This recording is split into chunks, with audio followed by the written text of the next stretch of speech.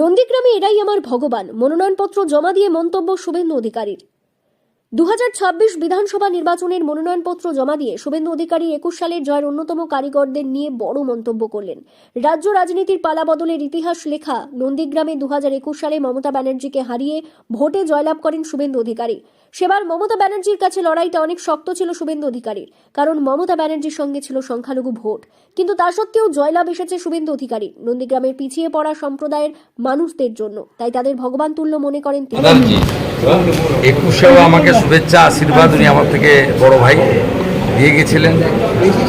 আজকেও সারাদিন আমার সঙ্গে ছিলেন নমিনেশন ফাইলে।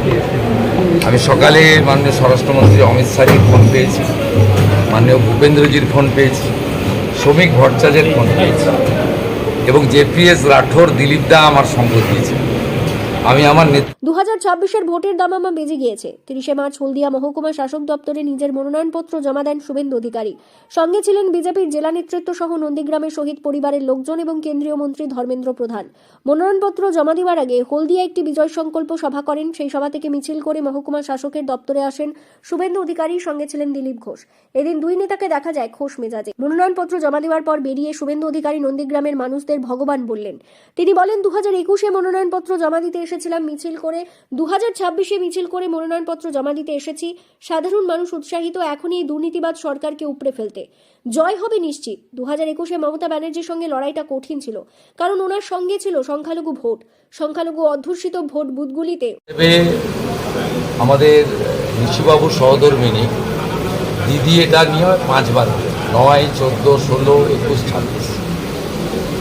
শুধু তাই নয়, আমরা ভগবান বলে মানি যারা তফসিলি জাতি।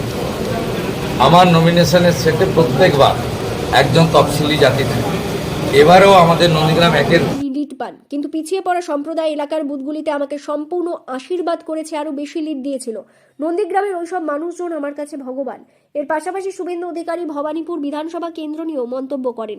ভবানীপুরে প্রথমবার বিজেপির পদ্মফুল ফুটবে না, 2026-এ দ্বিতীয়বার পদ্মফুল ফুটবে। 2014 সালে লোকসভা নির্বাচনে দক্ষিণ কলকাতার প্রার্থী তথাগত রায় ওই ভগবানপুর বিধানসভা থেকে 2000 ভোটে লিড নিয়েছিল। সেদিক থেকে দেখতে গেলে 2026 বিধানসভা নির্বাচনে দ্বিতীয়বার ভবানীপুরে পদ্মফুল ফুটবে বলে মন্তব্য করেন তিনি। এদিন হলদিয়া মহকুমা শাসক দপ্তরে শুভেন্দু অধিকারীর পাশাপাশি হলদিয়া ও মহিষা দলের বিজেপি প্রার্থীরা তাদের মনোনয়নপত্র জমা দেন। আর এই মনোনয়নপত্র জমা ঘিরে মহকুমা শাসক দপ্তরে ছিল কড়া নিরাপত্তা। পূর্ব মেদিনীপুর জেলা থেকে সৈকত শের রিপোর্ট, লোকাল 18 বাংলা।